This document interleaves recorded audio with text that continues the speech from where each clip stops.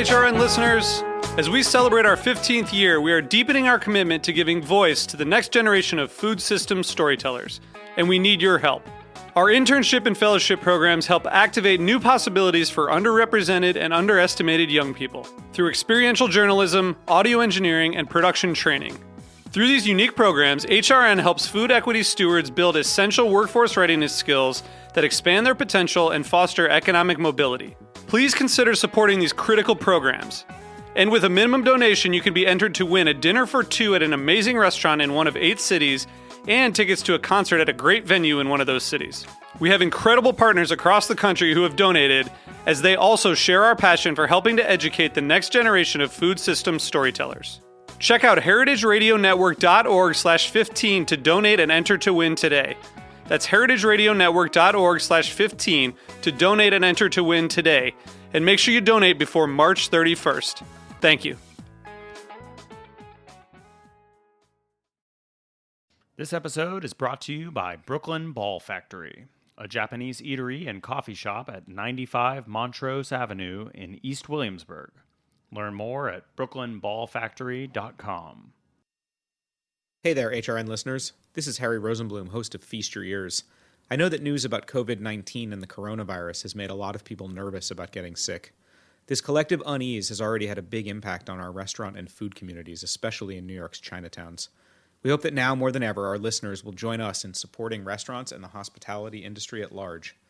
Many of the restaurants we love are small, independent businesses. That means that even 1 or 2 bad weeks can put them in jeopardy of cutting staff, limiting hours, or even having to close for good. As long as we're still able, we should go out to eat and support our favorite restaurants. I think it's also great to remember that hospitality professionals are really good at hygiene and food safety practices. Long before there were guides all over the news about how to properly wash your hands, they were already experts at hygiene. Guests' health is tantamount to successful hospitality in any restaurant. And even if you don't want to go out, you can still support restaurants by ordering delivery, buying gift cards, and giving them some extra love on social media. What better way to handle a crisis than by supporting those in our own community? If we don't support them now, they might not be there when this crisis is over. Join HRN in supporting restaurants during this time, especially our friends in Chinatowns around the country. Thanks for listening.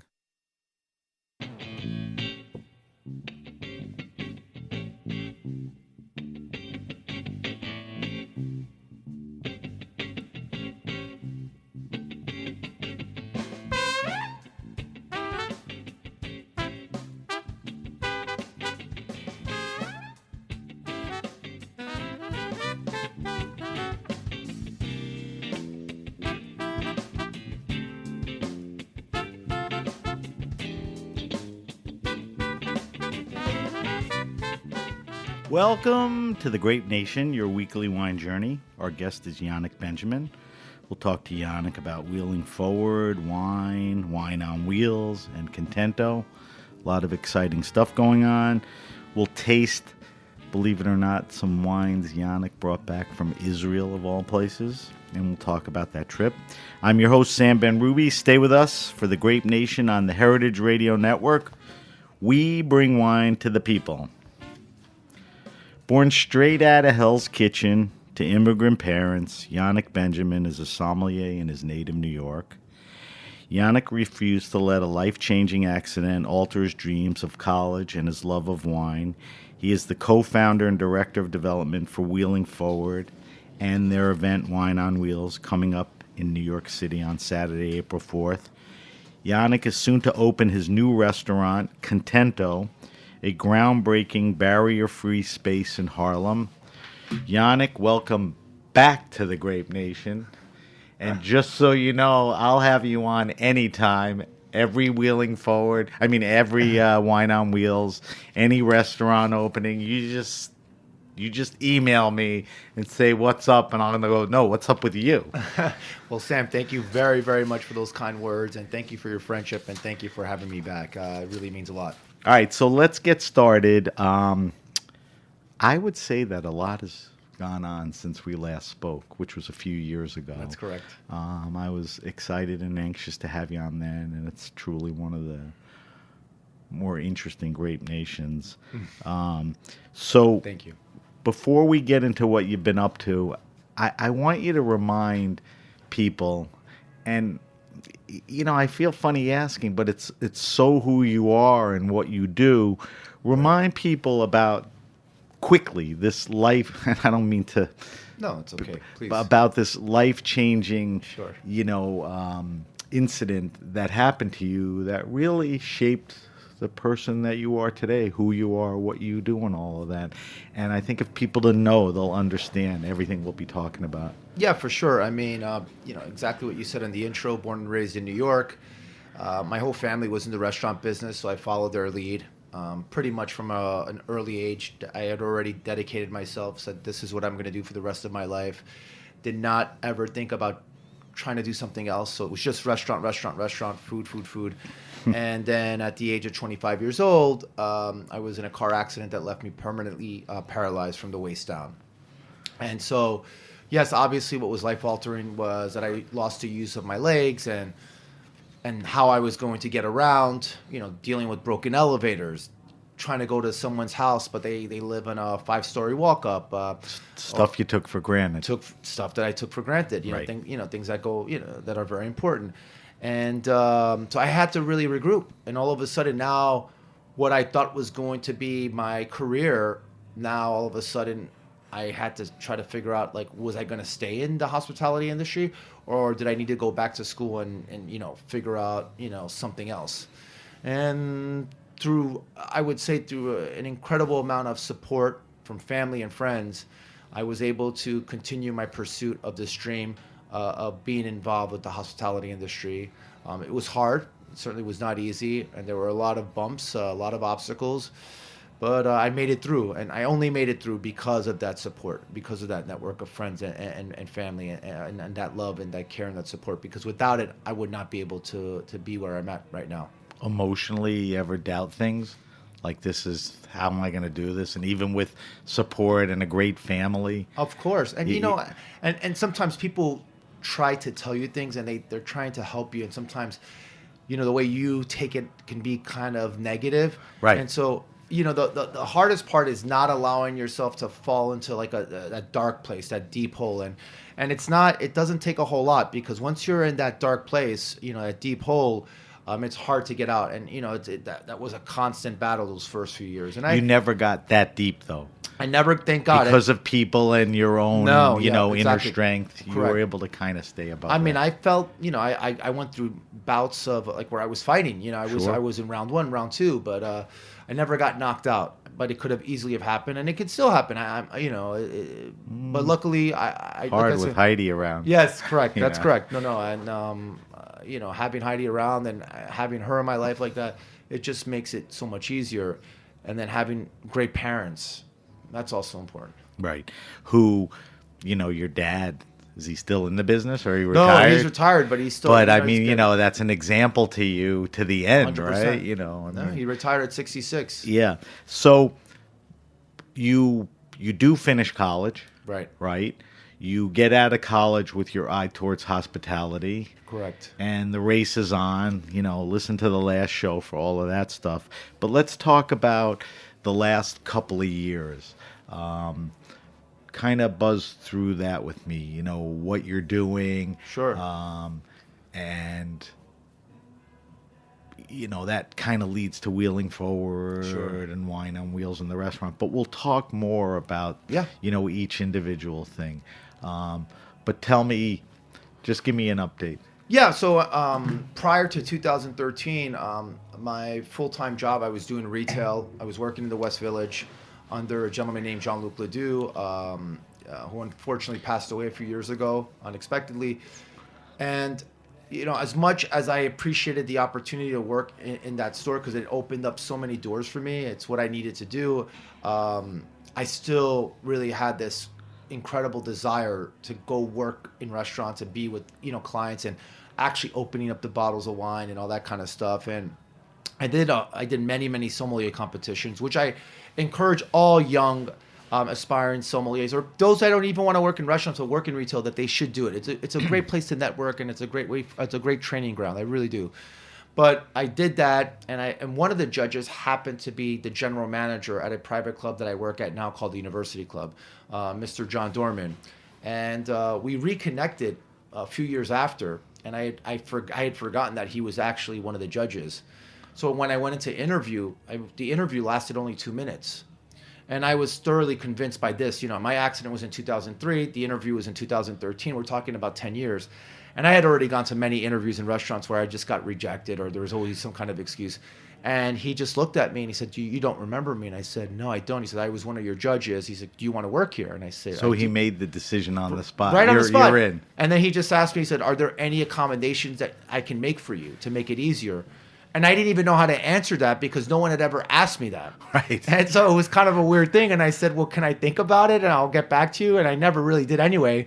But he was very instrumental. He was completely, him hiring me, him being part of my life completely changed my life. It was unbelievable. So I would say, taking the story, Ledoux and Dorman were two, absolutely. major guys. 100%. Now, the University Club is this big, amazing space with this, fancy clientele and, restaurant and wine cellar and all that.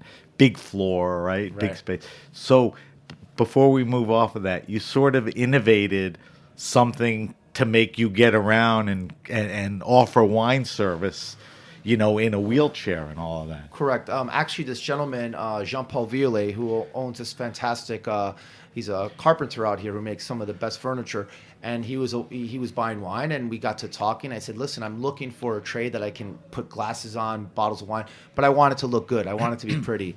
And we worked on it throughout the years, and now I've got something that's unbelievable. And he's another guy. Talk about Jean-Luc and Mr. Dorman. He's one. He's in that kind of like that holy trinity. He solved something very major that what may seem like a small thing for someone is a huge thing. For myself, it goes a long way, and it has allowed me up to now to do competitions, to take exams, to serve people the way that I need to serve them, and so incredible. All right, so we're going to do a couple things here.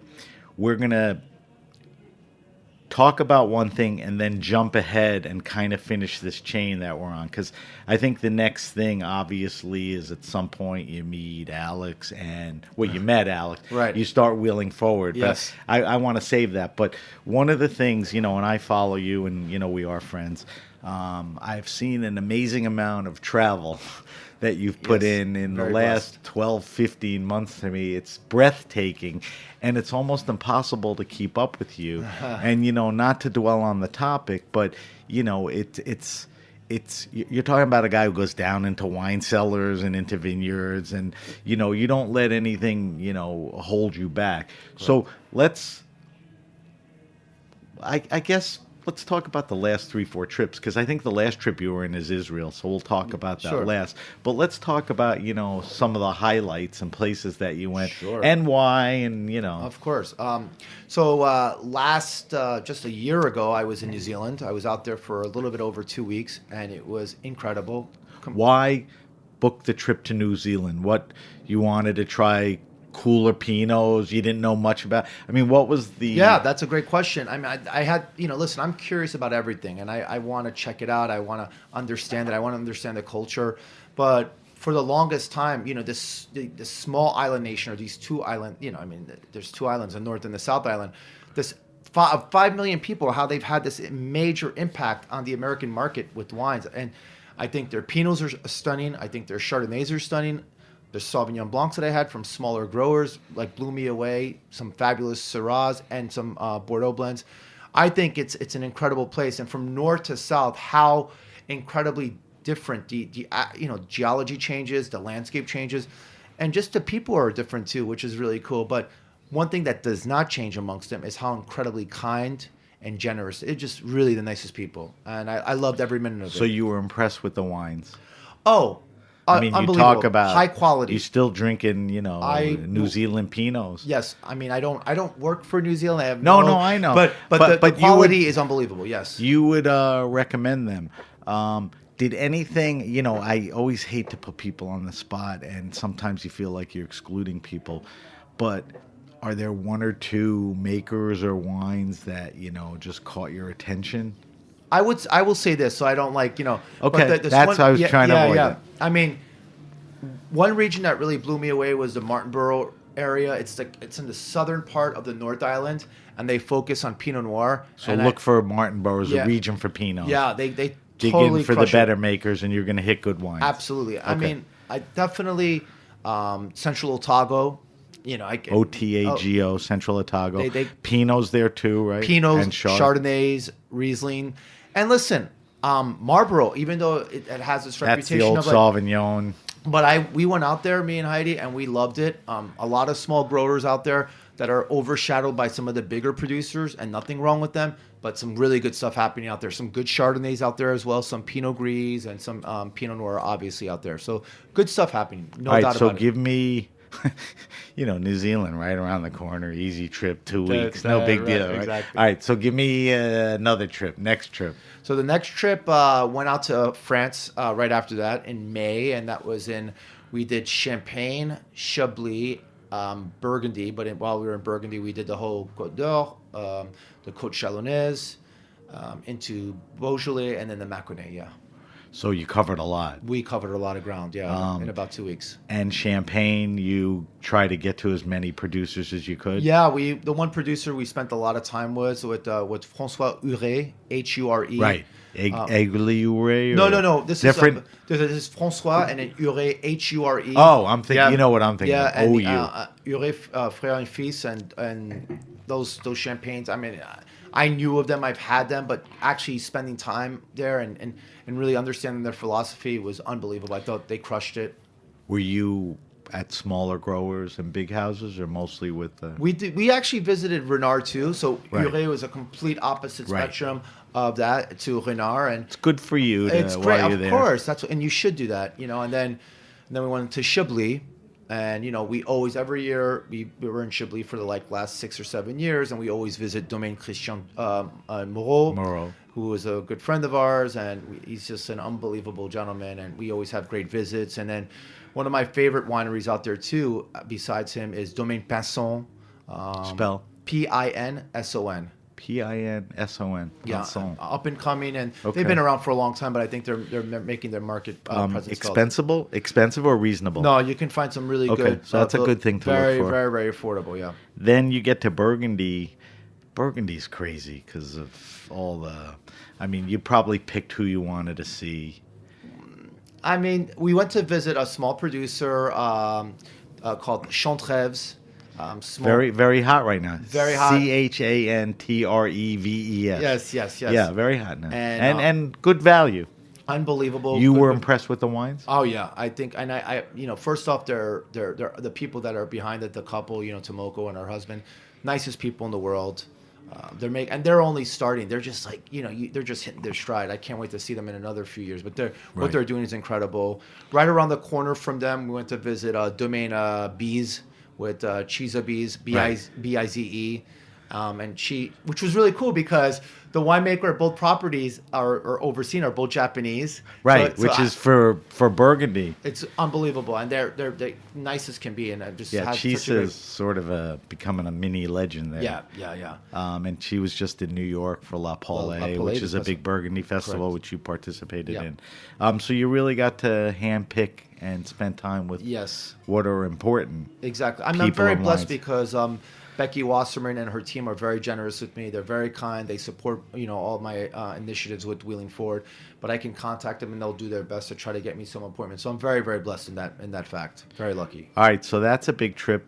Do you go anywhere else before Israel, or Israel's next?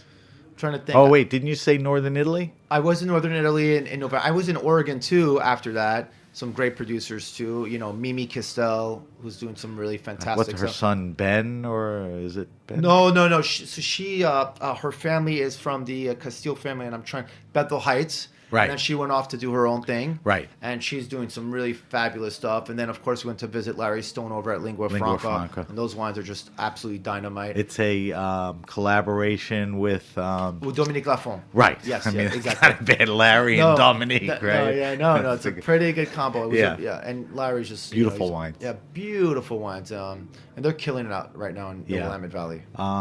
The Oregon and Willamette in general, it's sort of a hot spot, right? It's a total hotspot. yeah. I mean, those are wines to look for. Oh my gosh, yeah, absolutely. And then you can still find some fairly good value. And then actually, just prior to that, we were out in the southwest of France. So all the off the beaten stuff: Madiran, Armagnac, the Jurançon, Cahors. So we visited some really cool stuff out there. And you want to talk about wines that over deliver for the price and really the quality. It's really that's Southwest. People need to start paying attention. Yeah, I mean, we could do a show on Cahors or Yeah, whatever. yeah. So, I mean, you mentioned a lot of things, but you're right about that. I mean, those are regions with some great producers. I love it. All right, then Then in November was Northern Italy, and I did the Alto Adige. I visited Hofstadter. I spent a lot of time there with him. Drove around a very spectacular place in the Alto Adige. Some incredible terroir. Just a beautiful place. If anyone can ever have a chance to drive up north, please do so. And then Friuli, I was out there for a couple of days, and I loved that. great whites up there. Yeah, some really great whites, some really good reds. Some good Refosco out there too. Right. And then had a great visit with Quintarelli in Valpolicella. That was pretty wild too. Very cool. One of the most beautiful cellars I've ever been to. Quintarelli is, the guy, right? I mean, they are definitely the king of the Verona Hills. Yeah, there's no doubt about that. And their stuff is just spectacular. I mean. And then you go to Israel, right? And then I go to Israel. I went to Israel I just got back. The first 2 weeks of February. What was the thinking there? Was it a wine-focused thing? Was it a mixture of what Israel as a land offers, and there's a wine scene there? I mean, I'm very good friends with this family that loves wine, and they're deeply passionate about Israeli culture and Israeli wine and food. And we just got to talking, and I said, well, if you ever go to Israel, I want to come with you because I want to follow. Big ding ding, we're going to Israel. And then all of a sudden, that's what happened. And they're like, and so we just traveled with them, and they know Israel like the back of their hand because Ari Hochberg, who actually owns Israeli Wine Direct, it's an importer, right? But we went there just as friends. And him and his wife, they just took me and Heidi along, and we just had this incredible ride through, went through the Dead Sea, went to the Golan Heights. It was just spectacular all around, the old city in Jerusalem. And so it's just a spectacular place. I mean, the Middle East is just, There's nothing like it. There's nothing like it. There's nothing, there's so much going on. Yeah. I mean, between, Christianity, Judaism, the Arab culture, Palestine. It's just, and then you throw wine in and all of that. Towards the end of the show, we're going to talk about and taste a couple of the wines. Yeah. So I'm guessing because you have a lot of stuff going on, you're kind of you're staying put for a little bit for now. I'm staying put. I mean, I was supposed to go to Italy for Vin Italy, but that's bad idea, obviously. Yeah. Which went in the long run, it works out for me because I should be staying put, right. And I've got a lot of projects on my hand. Happy to hear that. Yeah, thank you. Because people, but when we're done with the interview, they'll know why. Like, this guy was going to Italy, he's nuts. But you are anyway. But all right, so that leads me. So we jump to travel because I think that was a big part of your life, and in the last year, and you really took in a lot of stuff. But I think one of the things that's an important part of your life and is top of mind right now because of things going on is an organization you started called Wheeling Forward. Correct. Tell everyone quickly, how Wheeling Forward came about. Yeah. Not that long ago. Was it 2013? Yeah, 2012, right? 12. Yeah, so right there. I was injured in 2003, did my rehabilitation for about 3-4 months over at Mount Sinai Hospital on the Upper East Side. And my roommate happened to be this gentleman, Alex Elagudin, who we're now best friends. And he was in a separate car accident. He's a quadriplegic, so he's paralyzed from the chest down. I'm paralyzed from the waist down. And we just befriended each other. We have very similar kind of family backgrounds, only he's Russian, I'm French. But we noticed that we had this incredible, supportive family and friends always coming to visit us. But the other patients on the same floor with us, no one was visiting them. So that side story is like, whoa. Yeah.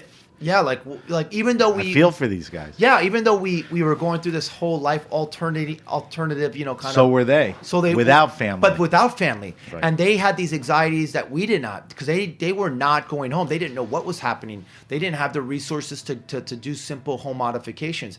Some of them lived on 5-story walk-ups, so they were going to nursing homes, and we're like, what? Like, this is not fair. Like, how is this even possible?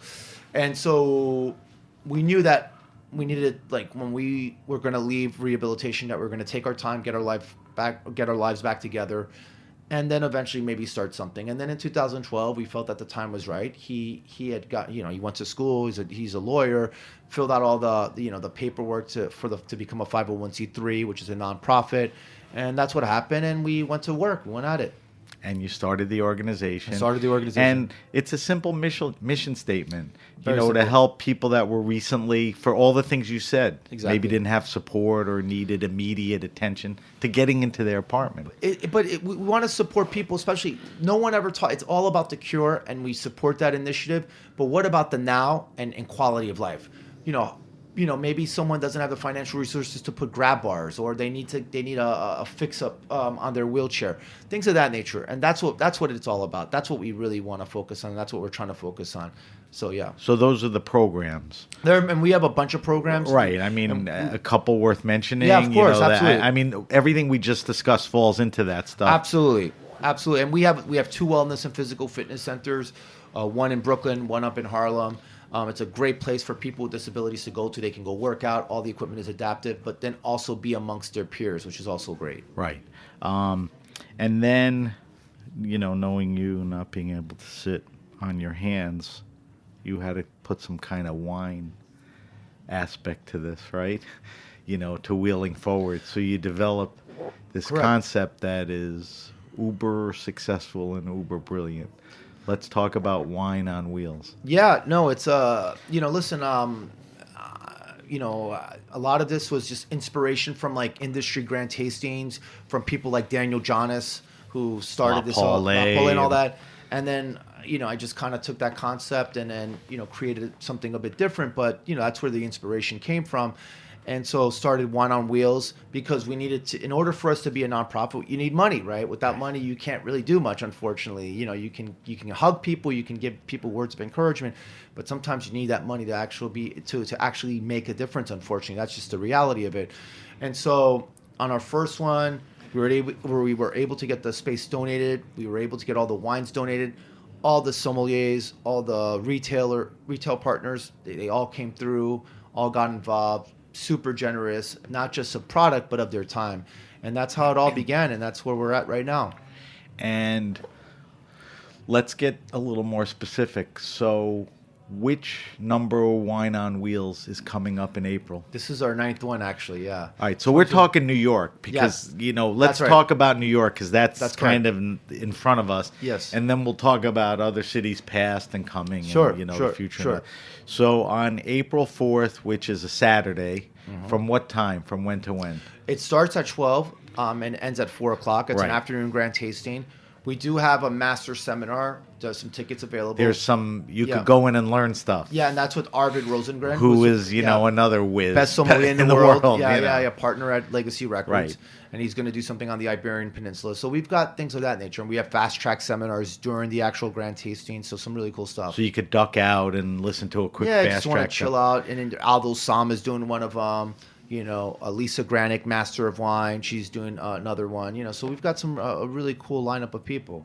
So you said earlier, so it's at City Winery. Yes. City Winery new one, yeah. recently moved. Yeah. It's City Winery, New York. I think it's 25 11th Avenue at 15th Street. That's right. Yeah. So it's it was pretty far west, but now it's way west. Yep. Are tickets and opportunities still available? Oh, absolutely. I know you have like an early entry VIP Sure. Yeah, and all yeah, that for sure. stuff.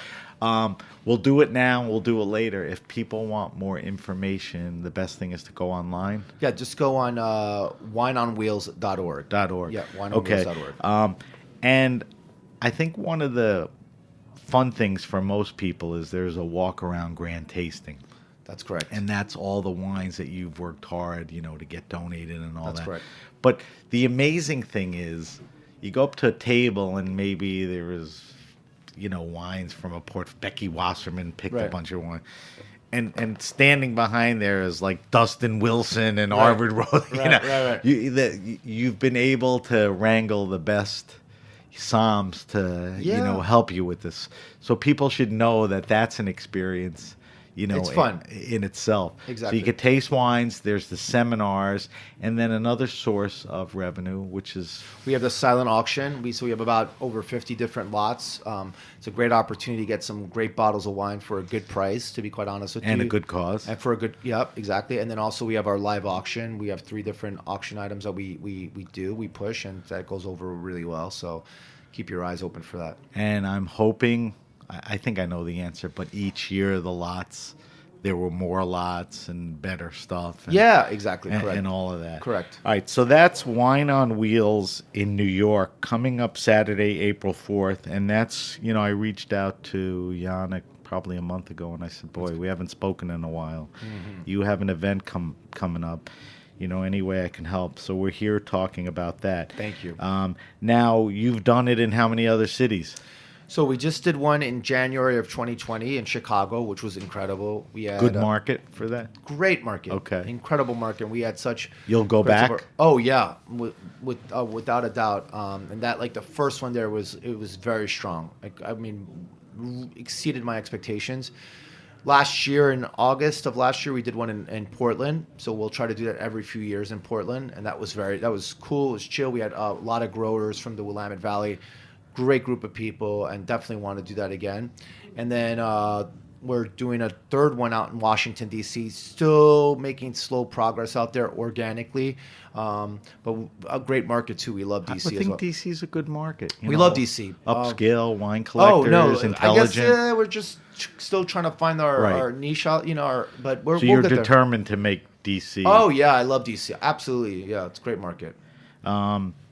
After New York, just before we stop talking about it, is there anything scheduled after New York, or there's a break until the next one? There's on May 7th, we are going to do an event called Albarino, which is an event that we work alongside with Patrick Mata, who's the owner of Ole Obregado.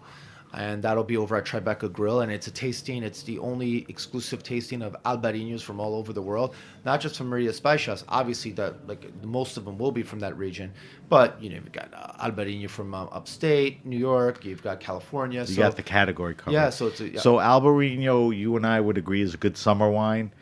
Great summer wine. And this thing is timed. Be silly to do it in the middle of the winter. Yeah. So it's timed. So if you're tired of that big name Marlboro Sauvignon Blanc or the crappy whites, this would be a fun thing to explore. That's the whole reason you're doing it, right? Some fabulous stuff. But the versatility on Albarino is unbelievable. And there's styles that can be rich. So you can have some of them in the wintertime, but yes, definitely with some shellfish. Yeah, all wines. Yeah, I mean, rosé isn't but just but for definitely, summer. But yeah, but it's definitely worth low in looking alcohol. It's just a balanced wine. It's beautiful. Information on that, where would you go? wineonwheels.org? Yeah, so some information will be. It's not posted up yet. Okay. But it'll come up as well. Yeah, for sure. We'll remind people of that. All right, Yannick, we have to take a quick break. Sure. When we come back, we still have a lot of stuff to do. I want to talk to you about Contento, which I think is an interesting project, and I want to hear about it. Absolutely. I want to see if we could squeeze in the wine list and get your answers, maybe compare them to yours from 2 years ago. Okay. And I want to taste some of these wines, which are interesting, and grateful for you for bringing them in. Yes. We're talking to Yannick Benjamin. As you can see at this point, Yannick's got a lot of stuff going on. This is Sam Ben Ruby from The Grape Nation. We'll be right back and find out more from Yannick.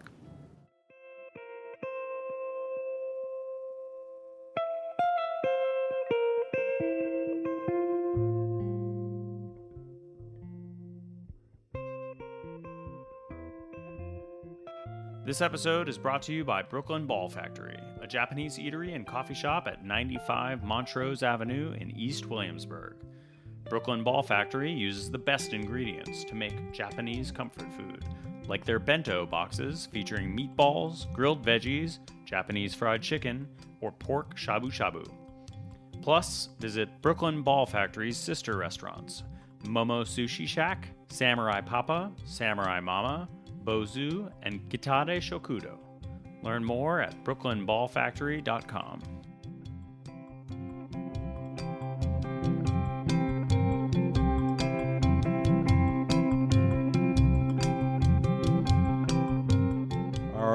All right, we're back. We're back with my guest, Sommelier Yannick Benjamin. Yannick, you are involved in a very interesting project. You're in the throes of opening a restaurant, Correct. and it's up in Harlem. That's correct. Yeah. And I want to talk about that. But there's two things about Soms that I've kind of realized doing this show. They either they want to get off the floor, and they either want to make wine, Right. or they want to own their own place. Right. Now you've done a lot of different things. I mean, wheeling forward is enough for any one guy. What was the compulsion? Why? Right. Why? I wouldn't say complicate your life, because I don't think you're a guy that looks at things as complications. No. But why add more? Well, I'm 42 years old, but as long as I can, I want to be able to work the floor. I'm an active guy. I'm an athlete. I do marathons. So that issue of me working the floor, it's just not a problem for me. That feeds you. It feeds me. I know people. And you're in the window where it's still exciting. So let's go. I love every minute. I mean, I work at the university club. I'm on the floor there, and it never gets boring. Of course, I have my days where I just don't want to work. I mean, Right. Who doesn't? But in general, it's something that I absolutely adore. I love human contact. So that it's so important for me to be on the floor. And I think, through the years, as I was still having this obsession of wanting to get back on the restaurant floor, I would have people tell me, Yannick, like, the only way for you to ever work on the restaurant floor again is for you to open up your own place and have it built around you. And then it always stuck with me, and I kind of developed a little chip on my shoulder, I think in the best possible way. But, I always thought that I was going to do something. But of course, it's New York City. It's super expensive, and it's very challenging. And I started looking around, keeping my eyes open, and of course with the support of my wife, Heidi, and all that. And I ran into this guy, a friend of a friend, and he had found this location, and we got to talking, and we became partners, Lorenz Skeeter, and we said, let's do this. Let's open up a small joint. It's a 50-seat restaurant on, in East Harlem on 111th between Park and Madison. But I could not be more excited. So I don't see it as something that's a difficulty. I see it as something that's exciting. And it's funny. I don't stress out about it. I'm just excited to get it open. That's what I want. That's my anxiety. I just want to get it open. That's it. Even with all the stuff that's thrown at you, whether it's Of course. permit or building delays, you find a way to take that in stride. Listen, there have been, every little cliche that people told me that was going to happen to me times two, right? And then we've got this coronavirus, right? That's happening, right? And that's an issue too, and all that. But external forces you cannot control. There's some things you just cannot control, and instead of just complaining about them or letting it defeat you, you just have to learn how to work with it, and that's the bottom line. And that's what's happened. And I know that this coronavirus is not going to go away anytime soon. I'm fully clear on that. I've accepted that. But how can we make this still happen and still work? People still need to go out to eat, and people still need to be around each other. And that's But you and I discussed off air, even a restaurant could provide takeout, delivery. Absolutely. So even in a trying time, you can provide service. For sure. I know my wife is probably home listening and saying, why can't you be and think more like Yannick? Why can't you be more positive and upbeat and all that? All right, so the name of the place is? The name of the place is called Contento, Contento, Contento. And that means happy, both in Spanish and Italian. Okay. But it also describes me, because I was trying to, a word that I associate myself, and that's happy. But Contento is also to pay homage to the old Italian immigrants of East Harlem. And then also this was the El Barrio. It still is. Right. It's still a good amount of Puerto Rican people that live there, and it's an homage to them. I don't want to be that guy. Listen, I grew up in Hell's Kitchen. I kind of went through that whole phase of gentrification and all that, and I don't want to be that guy. I want to make it. I want this place to be open for everybody. I'm not looking for like, the young rich millennials to come in. I want this place to be built so everybody can come in. We've got housing projects around us. Like, I want those guys to come in. I mean, these doors are open for everybody. I want to make that very clear. It's a neighborhood place. Absolutely. That skews to everyone 100%. in the neighborhood, not just millennials who think coming uptown is cool. No. Old people who live there and come out 3 nights a week. It's for everybody. Yeah. Tell me about the concept. Let's talk food and wine first, and then I want to talk space. First up, I think what's really important is to mention, the chef. His name is Oscar Lorenzi. He's Peruvian, but, his training, a lot of it is classically French trained. But this guy, he's so well connected. He's so passionate about this world of food and wine, by the way. He loves wine, and he knows a heck of a lot about wine. And so his background, that he worked as a chef at Marseille, at the Waverly Inn, at Nice Matin. And, good places. And the most important thing when we got together, I said to him, are you the type of chef that just wants to stay in the kitchen, or are you the type of chef that's going to bring out the dishes and serve it to the guests? And he's like, that's what I'm going to be. I'm going to serve, that's customers. What you want. And I said, great, that's it. And he's so easy to get along with, and I'm excited about it. I mean, he's just and he's great. His food is great, but his passion and who he is what really excites me. He'll add to the whole. He's going to add to it. And he'll be visible. He's going to be visible. This is his coming out for sure. This is his time. Yeah, I'm sure he'll get some good notice and notices. Oh, absolutely. Now, how do you develop a wine program? I know you and him could sit down with the food and develop the menu and all that. But, you're the wine guy supreme. You can't have everything because of the money and space and all that. No. What do you want to try to accomplish there? Well, listen, at the beginning, we're going to have to be very realistic. By the time the opening comes, we're not going to have a whole lot of money in our bank account. We're going to have some working capital. But I think our rent is incredible. We have a very good, and when I say very good rent, listen, I'm a born and raised New Yorker, and I don't pay anything market value. Let me make that very clear, right? Some other people, Why should you? They want to pay $40,000 for a space. That's, you're already shooting yourself in the foot. That's not what we're trying to do. But the rent is very cheap. So with the wine list, I think what you're going to notice is it's going to be priced slightly above retail prices. We're going to do things like where I'm going to have a special reserve list of like maybe 20 different wines, and they're going to be marked up just like retail prices, once a week, so people can come in and they can have the opportunity to have perhaps like a Petit Chablis from Ravenel for X amount of money that we were allocated at. And it's not about making money, but it's giving people the opportunity to taste these wines or something interesting that no one sees. But again, price. But it's also the person serving the wines to add onto the experience along with the food of Oscar Lorenzi. Sounds like a great experience. Sounds like value. It's all, yes. It sounds like, there's going to be a good diversity.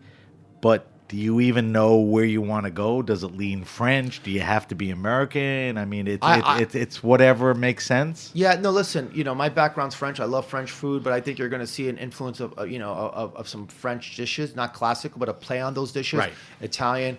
You're going to see a heck of a lot of stuff of some Peruvian dishes too. Peru is a hot food scene. It's unbelievable. So here's a guy sort of on the cutting edge of what people are looking for. And he's so involved. I mean, like I've gone out with this guy many times. And can I tell you, the chefs come out, but it's not the chefs that just come out. It's the actual cooks that come out and say hello to him. And that to me says a lot. When you see, the line cooks who know, because he's such a nice guy, but he's so enthusiastic. He wants to know about everything and everyone. And so that's what's really, so he's keeping relevant to what's happening with the change of cuisine, and that's what we want. I was just going to say that fits into what you want to be seen as, what you want to present. All right, now, space-wise, here's your opportunity that you've been thinking about. Correct. I'm sure lying in bed looking up, going literally floor plans and stuff. So what can we expect, when we walk in?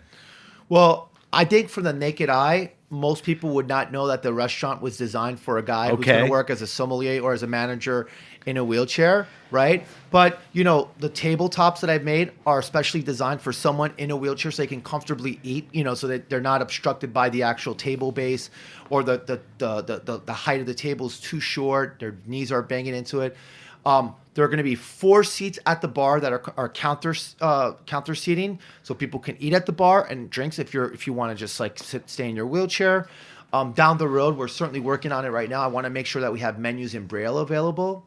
But as for myself, I can get around without any issue. And it's a small space. It's not a big space. It's a Right. 50 You don't seat have restaurant. this big canvas But to work with. we've been, I'm blessed because the team that I work with, the team that I have assembled, they're completely supportive. And there were times where I'm like, well, you know what? Don't worry about it. We can put a few more tables over there. And like, no, we're not doing that because you need to be able to get around. We want you to get around. And this is what it's all about. So it's again, how lucky am I to be able to work with such great people like that are willing to say, we don't need that one table there because Right. It's not about squeezing the money out. Exactly. Because if everything clicks, it'll be right. And Correct. All Correct. that, You got it. the money. That's right. Are there, listen, you've been around New York as much as me. Are there any places that even come close to that kind of thought? I think there are more and more. I mean, I think Charlie Bird does a pretty good job. They have a great wheelchair accessible bathroom, and just accessibility for that main floor is great. Corkbuzz Wine Studio, Yes. Laura Manick's place is But these are people that are thoughtful people too. very thoughtful people. Laura and Grant and all those guys No, they're at the other place. They're great, and so there's a lot of places like that. But there's not a place that we're talking about diversity, right? So myself and my partner George Gallego, he's a paraplegic too. He's my partner. And then I didn't know we that. have investors. We have 2 investors that are also full-time wheelchair users. So we have, talk about, this is one of a kind, really. It is one of a kind. I mean, I don't want to be known as the disabled-owned restaurant. That's not what I want to go by. But I think it's just something to keep in mind because, most people, they box us into a category like, well, you should probably be working behind the desk or maybe become a lawyer, disabled friendly jobs. But here we are. I think the key to keep in mind is that we're really kind of opening the horizons, that people with disabilities can do much more than just have a desk job, because at the end of the day, you don't want to just work to have to work. Who wants to do that? You want to have passion. You want to have passion. And everything that you said talking about the restaurant before we talked at the end about your partners and, the disabilities, it sounds like an amazing place. That's what it's about. It's about putting what you think is the best, most exciting opportunity under your, controls absolutely. and all of that. So we're looking at approximately a May opening. And we're also going to have a program there too during the day where we're going to have training programs, and it's going to be called the Disciples Canteen. Okay. And the Disciples Canteen is going to be a place for people with disabilities and those of minority backgrounds to come in and learn how the world of hospitality, cooking, nutrition, and all that, and give them the opportunity. Because some people, if you don't have the foot in the door, if you don't know the right people, how do you actually start? So hope this will be a place where they can actually get that mentorship and that networking. Especially people of color. Especially Brown with and people. black. Absolutely. In that neighborhood to promote that kind of environment Absolutely. in that neighborhood. I think Absolutely. it's a terrific thing. Absolutely. You will keep me up on 100%. specific openings, and I'll give a shout out when things are happening. So good luck to you. Thank on you. Contento. I'm excited for you. Thank on you so that. much. All right, we got the last part of the show. I want to subject you to our wine list. You've done this once before. It's 5 questions. I'm going to ask you about your taste. Don't overthink these. Don't dwell on them. Just answer the freaking question. All right? Okay. Fair enough. So the first question is, what are you drinking now? Now, technically, we're drinking Israeli wine, but that also, what's in your fridge? What are you trying? What are you tasting? That's- Seasonal. What's the now stuff for you? Well, I'm a big fan right now of what's happening in Spain. There's Okay, some really so cool. Spain as a country. Spain as a country. Now let's break it down a little in there. There's a producer called Rodrigo Mendez. Mendez. Yeah, he's making. He's out in Rias Baixas making some stunning. Rias Alvarinhos. Baixas is a very cool area It's for wine. one of the prettiest places in the world. Okay. It's such a really cool place, And then you've got these guys called Commando G who are making. Hotter than anything They're right now. they're making like young, crazy guys, right? Yeah, they're just making some stunning. Fun labels with the big lettering and all that. all of that good stuff. I mean, like I just absolutely love. And then you have Laura Lorenzo, who's she's out in Riviera Sacra, which is another cool region. another cool place. This other he's a partner too as well in Ole, but Alberto Orte, he's using indigenous varietals, making some really cool stuff, some great winemaking. But I mean, Spain is just something that I absolutely adore. And then I love wines from Valtellina, northern Italy. Okay, There's a producer out there. tell people the grapes first. Yeah, so it's locally known. It's Nebbiolo, but locally known Okay. as Chiavenesca. Okay. And Valtellina is way up north. It's as north as you can get in the Lombardy region. It's probably about a 2-hour drive, maybe a little bit more from Milan. And it's just east on the northern tip of Lake Como, okay? And it's the most spectacular... so great place to visit. Unbelievable. Incredible wines. Incredible Sounds wines. like a home run. Yeah, and the food's pretty good. One of my favorite visits. Me and Heidi went to visit them. I think it was 2 years ago. It's called produced two young guys called Dirupi. Spell. Diruipi. I believe that's his spell. But I'll double check. But they're making some really cool stuff, and I think that in their passion and they're just really fun guys to be around. But spectacular place. Absolutely love it. So those are some good ones. So big shout out to Spain. Valtellina, any other place? Listen, and listen, I've got to show love to, New York too as well. There's some great stuff in New York happening, and particularly in the Finger Lakes. Finger Lakes are Nancy Ireland, she's a great winemaker, world-class winemaker over at Red Tail Ridge. You have Ravines, and then of course you have Weimer, which is always a standout. They've been around, for a long time. That I think they're doing a great job. And I always love Pomanock from out east in Long Island. Yeah, Kareem, the Masood family. They're doing a fabulous job. Yeah, they need Long Island needs a little love. They're starting to come into a stride. I think they're starting to figure out their climate, and they're planting grapes that are appropriate, and they're doing a great job. I've always loved Pomanock. All right, let's keep moving. Because your parents were French, restaurant business, you've been in it. Favorite wine and food pairing? It's probably got to be something when the whole family's sitting around and it's just right. I mean, you don't eat it every night or even but what's the classic? Not what you think is, but what you enjoy as a favorite wine and food pairing. Yeah, that's a great question.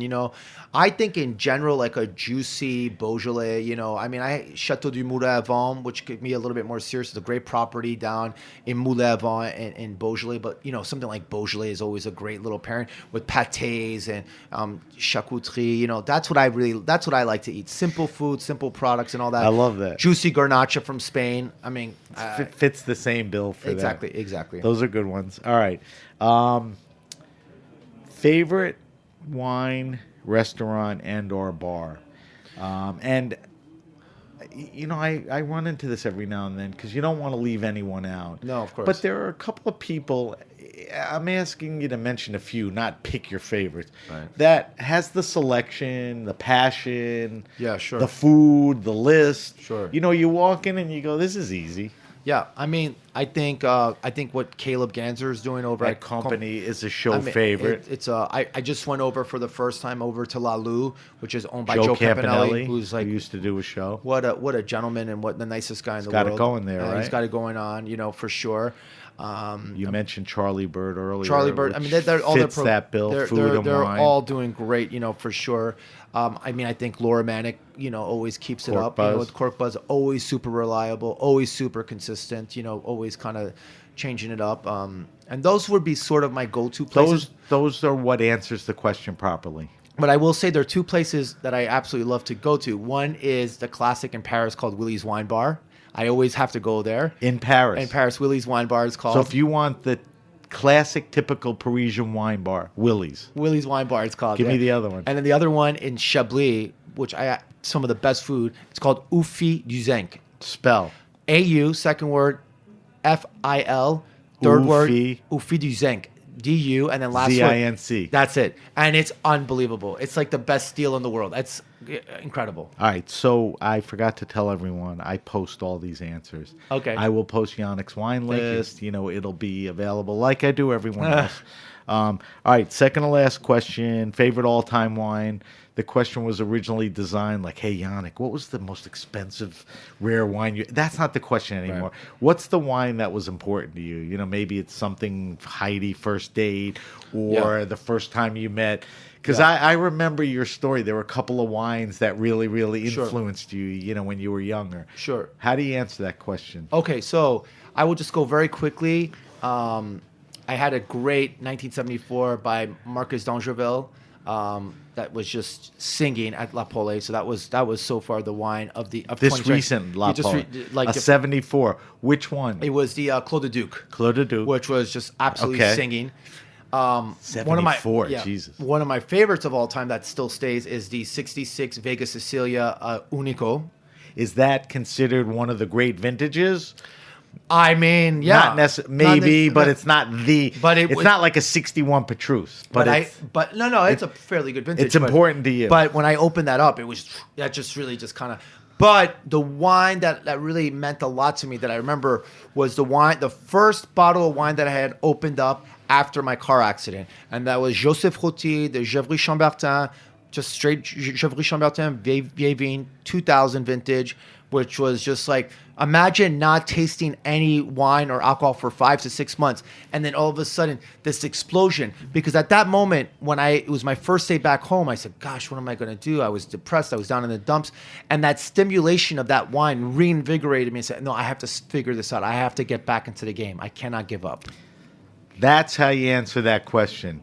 When you ask somebody favorite all-time wine, and I've explained every show that it's morphed to Right. what's an important wine. Right. That's how you. If we were giving an award for the best answer, that wins. Thank you. All right, last question, and you certainly can handle this. Best wine around 15, 20 bucks retail. Recommend a red and a white. I always say my kids are in their 20s. They're going to a party. They can't bring crap supermarket wine for $9. They can't afford 40. So what's 15, 20, 22 bucks? A red and a white. You could go category white Muscadet. Yeah, You can go yeah. maker. Yeah. Give me one of each. I'm going to just keep it general, so it'll make it easier for you. That's fine. But definitely whites right now. You can still find some. I mean, with the Rio Spicious, and we're talking about Albarino, and I don't want to stick on that, but between Albarino and then also Vinho Verde, they over deliver. Great. You can find some great bottles of wine for 10, 11, 12 bucks. They're low in alcohol. They're quaffable, and they can go with just about anything. Great white wine. For a red wine, I still think, Côte du Rhône is still where it's at. I mean, it's always consistent. It's spicy. It's meaty. It's got the complexity. You've got to get the right producer, but they're Right. there. They're out there. They're out there to be had for and sure. right in that price range. Right in that price range. All right, so I will post those answers, and that's where you go into Ledoux and say, I spend 20 bucks for a Côte de Rhône, and he'll go, I got a couple. Yeah, exactly. exactly. You rely on your guy. All right, we have a few minutes left. Sure. I didn't make you schlep wines for the sake of schlepping them. Yes. But you brought in a couple of Israeli wines. The first wine, let's talk about it quickly. So the first one that we have is a winery called Kishore Vineyards. Kishor. Got it. You got it. Right. Is And there one wine growing region in Israel? There's or- there's a couple. Yeah, there's the Galilee. Where's this is Kishore? both of these wines that I'm going to feature are from the Galilee, so that's way up north, right on the Mediterranean, high altitude vineyards. They can go anywhere from 500 meters up to 1,000, right? And then you have the Golan Heights, and then you have the Judean Hills, which is also pretty amazing, rich in limestone. The first one that I'm pouring you over here is Sauvignon Blanc with some Viognier in it. These vineyards were planted about in 2007, if I'm not mistaken. Yeah, they're young, but the winemaker here, his name is Richard Davis. But what's really cool about this project, why I wanted to show it to you, first off, it is a kosher wine. But one thing that I learned about, we have to get rid of that stigmatization that if a wine's kosher, it means bad. Absolutely not. All it is that the actual wine is being made under the observation of someone that has a religious Rabbinical certification. Exactly. supervision. And people got to get out of it. So Right. Kishore, what's really great about this winery, everyone that works at this winery, except for the higher ups, like when I say higher ups, I mean the winemaker, they all have cognitive mental disabilities. So all those are cutting the grapes that are out in the vineyards. It's a cool project. It's So a they're kibbutz providing jobs and and opportunities. it's a village. They're making their own bread. They're making their own food. It's a cool place. It's completely inspiring. So what I was talking about being sustainable, you're buying this wine, you're getting something quite good, but you also know that your money is going to a good place. So this is just an amazing Leave it project. to you to find a wine. So Kishore, this is the 2018 white. Yes. What's a good pairing for a wine like this? Shellfish, aperitif. Wait, shellfish ain't kosher. Yeah, that's right. Well, Nah, I'm joking. Yeah, but so shellfish, pate? pâtés that you can do, simple, salads, freshly picked vegetables, and tomatoes with the cucumbers, anything like that. It's a simple wine, but it offers a lot, you know. What's approximate retail? This one, that's a good question. I think it goes retail about $20 to $25. Okay, Yeah. I'll double check it. All right, we got a couple of minutes. Just One to more. taste. And this is the opposite end of this. And what I mean by that is that this is a small grower producer. The guy's name is Gabby Sedan. This is Shvo Vineyards, SHVO. Gabby Sedan. Shvo. Yeah, exactly. So he planted these vines in 2010. So you've got to keep in mind, the Israeli wine industry is fairly young. But this is a blend of majority Syrah with some Grenache, Mourvedre, and some Barbera in it. It's nice. It's spicy. It's fresh. You know, this guy is hands-on, completely sustainable. You know, it's not a natural wine, but nothing's been added to it. I think it's absolutely fascinating. It's good 2016, practices. Good practices. But what I wanted to show to you is to show you that there are winemakers out there like Gabby right now who are up and coming and who are really taking. There's some amazing terroir out there.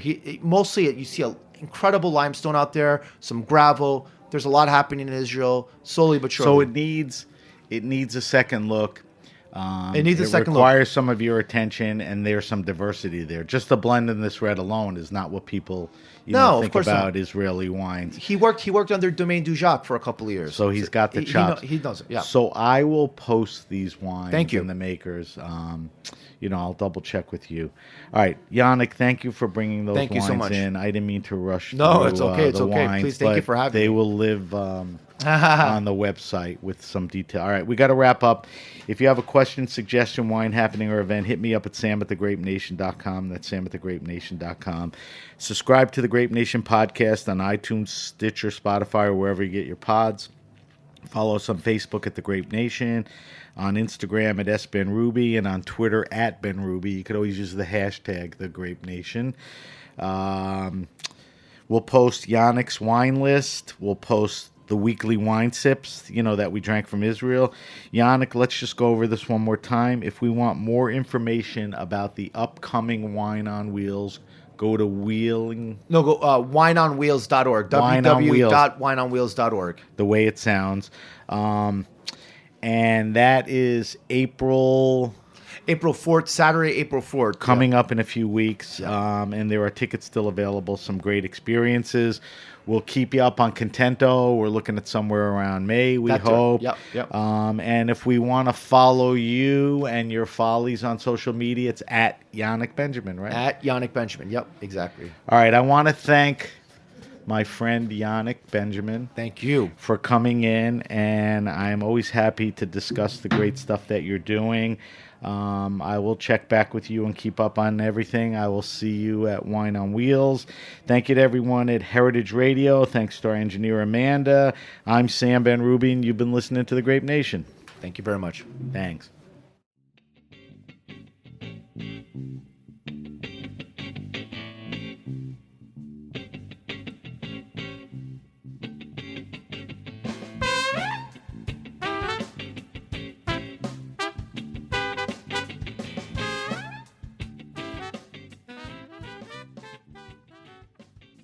The Grape Nation is powered by Simplecast. Thanks for listening to Heritage Radio Network, food radio supported by you. For our freshest content, subscribe to our newsletter. Enter your email at the bottom of our website, heritageradionetwork.org. Connect with us on Instagram and Twitter at heritage_radio. You can also find us at facebook.com/Heritage Radio Network. Heritage Radio Network is a nonprofit organization driving conversations to make the world a better, fairer, more delicious place. And we couldn't do it without support from listeners like you. Want to be part of the food world's most innovative community? Subscribe to the shows you like, tell your friends, and please join the HRN family by becoming a member. Just click on the beating heart at the top right of our homepage. And thanks for listening.